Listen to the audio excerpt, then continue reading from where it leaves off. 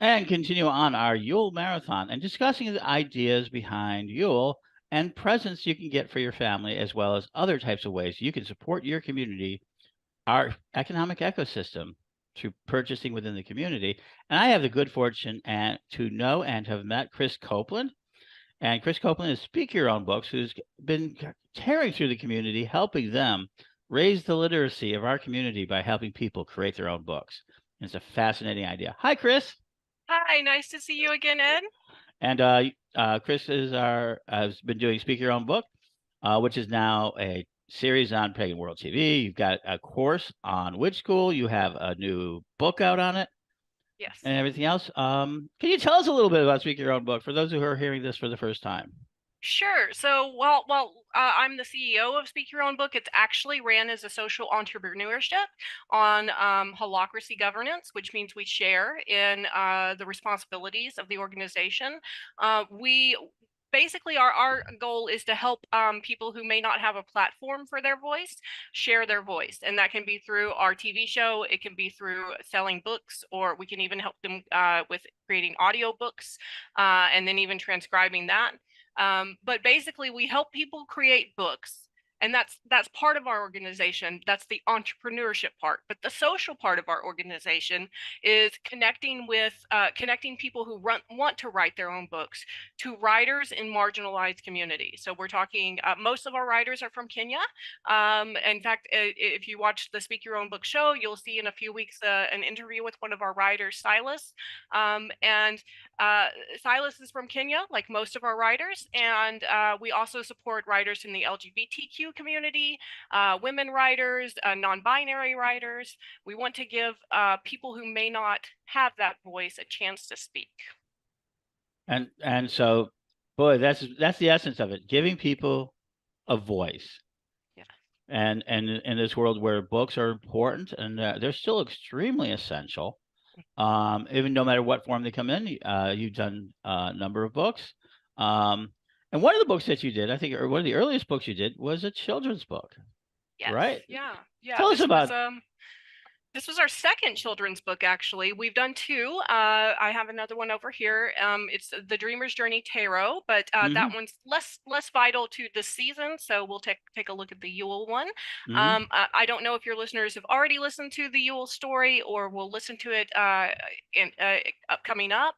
mhm, But when you hear the Yule story, you'll realize it's a story about a little girl named Lola. mhm. And Lola moves with her parents to a place called Nisahagen. Nisahagen is a made-up place where pagans, mostly Norse-ish pagans, live, and they celebrate the changing of the seasons and the fight of the Holly King and the Oak King. And it's told in a very clever way by one of our writers called Furfe Vilka. His other name is Fernando, but he goes by Furfe for short. And Furfe wrote this book. He's an Argentinian writer, so he comes to it with that aspect as well.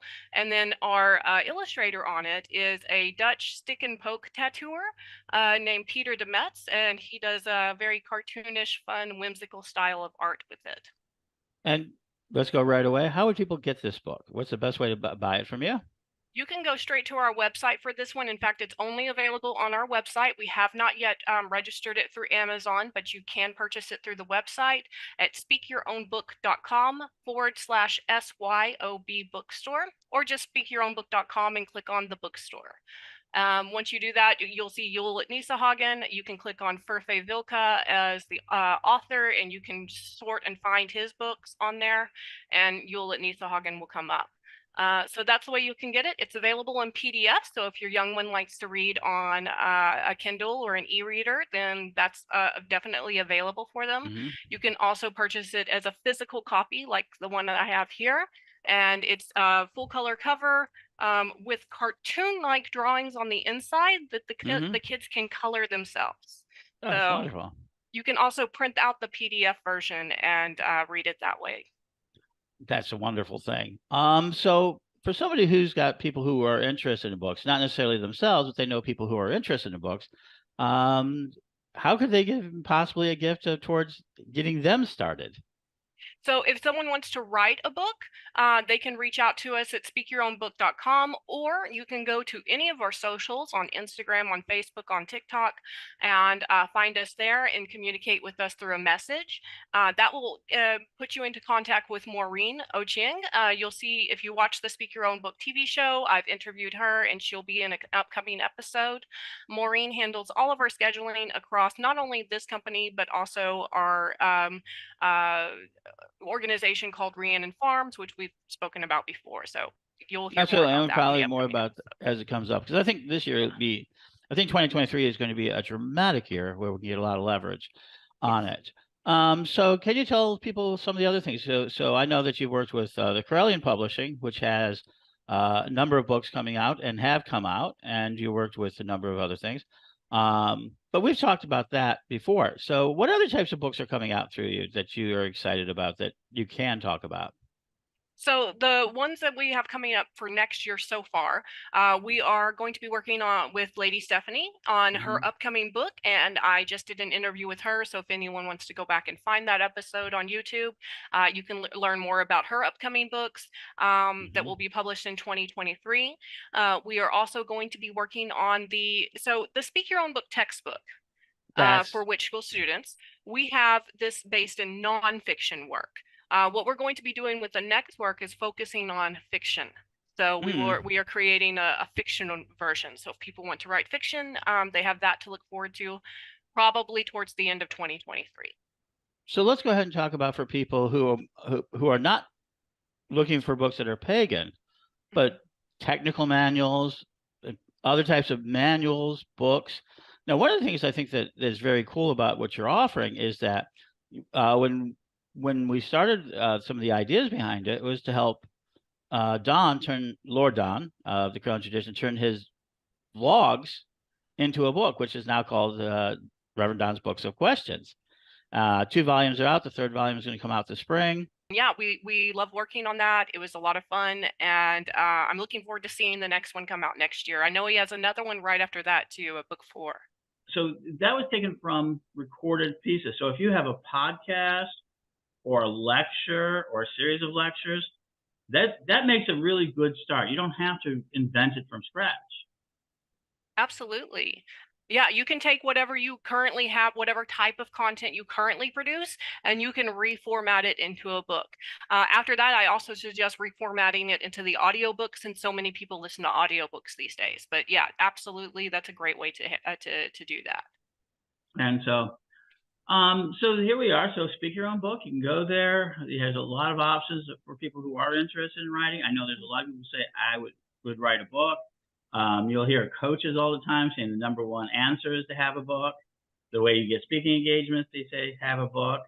I Mhm. mean, at the end of the day, isn't that what, for people who are building credibility, can you talk about what the credibility of having a book is? Oh, it's amazing, and I didn't realize that when I first started writing books.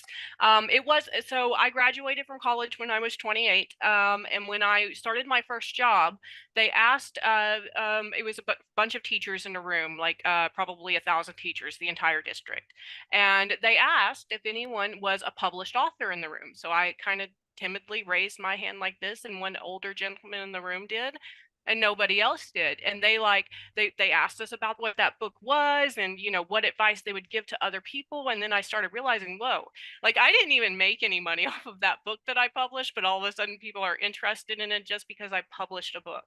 So even just getting a book out there is a great way to get your name out and to develop more of a network. It's social proof, basically.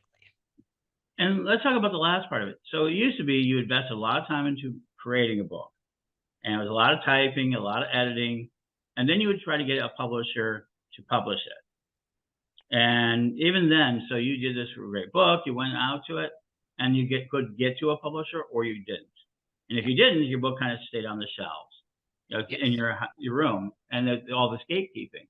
Or you took the big jump of self-publishing, and that was still another big expense, and you had no way of getting into it. It's really changed. Can you tell us how that is no longer true, is it? None of that's true No, anymore. No, none of that's true anymore. So there are so many tools now. You can do print on demand, so you don't have to pay anything up front unless someone buys your book, and then and only then you'll actually pay anything out, and it comes out of your profit. So you're still getting whatever's left out of that, and you don't have to have any upfront investment for printing costs or things like that. As far as covers go, you used to have to pay like thousands of dollars to get a decent book cover done. Now you can pay an artist to make one for a couple of hundred if you want to pay for it to be done, a professional one. You can also create one yourself using design programs like Photoshop or even old desktop publisher, if anyone remembers that from back in the day. And you can create your own art cover, and you can even use AI generated art that's commercial for not commercially or you can use for free for commercial use. So there are all these tools now in place to bypass the publishers, bypass that middleman, and get your book straight into the hands of your readers without that publishing company. And I'll tell you, the first time I published, the first 2 books I published, I say I didn't make anything. The publishing company made some money off of it, but I didn't make anything. And I started realizing just how difficult it was to make a writer if you go through or make money as a writer if you go through the traditional route of writing. It's much easier to make money and be successful as a writer if you publish yourself these days. And if you listen to Ellen Everett Hopman, which we interviewed for this as well, you'll find out that 3 of her fiction books went away from a publisher, and she's discovering she's making twice as much money now being her own self-publisher. There's a lot of stories out of there. So there's always the idea of the publisher should, if you like publishers and want some of that, that's great. And that's terrific. And this will help you getting a book ready for publishing as close as you can with all the edits it is. But you don't have to despair if it doesn't get picked up. You have other options.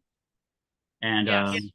there are even people starting small publishing houses in the middle of there too. So there's lots of independents who are emerging because of this idea of zero cost manufacturing to the individual. And that is and equally so, this is the space that you kind of moved into pretty quickly. Yeah, absolutely. And so there's so one last thing. Well, first of all, the second kids book you have, what is it? Because even though it may not be Yule, it's a tarot deck. It's a tarot cards for kids. It is. So this is written by author Monica K. Crossan, who's well known for her books on pagan family and how to, make your home and make your family have enjoyable activities around this. So, arts and crafts and rituals for children and things like that. And so we worked with her, and this was a group project. So she did part of the writing, we did part of the writing, and then we would edit together in an online meeting. And, that's how we worked as a team. And so we wrote the story. And the story is basically the story of the tarot, the journey of the fool. But instead of calling him a fool, we've chosen to update that word into modern language as dreamer. So I don't know if people can see that, but it's the dreamer's journey. Yeah. And so each story is about 5 minutes long. It's great for a bedtime story. It also has cards at the back that your child or you, if you're into it, because I also have my own deck, where you can, and you'll notice that the art style is very similar to this Yule book because Peter Demetz did this artwork as well. And this is the back of a card. So he did it like a tattoo flash sheet, like you would see in the shops where you can go and pick out a tattoo. And let me show you so here's like the angel card. And you'll notice that all of the figures are non-binary. We did that on purpose so that children can genderize the characters themselves however they wish. And we felt that was really important because we know that there are a lot of non-binary people and trans people in our community, and we want to make sure that they are seen and heard and respected. So we wanted to make that available for all children. Another thing I want to point out is that after each of the stories, we have a coloring page for the kid. So you could read a story a night and work your way through the tarot deck, and they could do a coloring page once a week or something like that. It's a great thing to work through with your child or on your own. Yeah, so we don't talk about the fact that adults color too. Yes. We're giving ourselves permission. I do love the fact that we're entering a world where play is far more acceptable. Because, that's what I do. I play all day. I tell people that all the time. And when you play a lot, you can change the world around you. So Absolutely. thank you. You're changing the lives of people. You're getting them to be able to express themselves better. And I'm really grateful for that service into our community.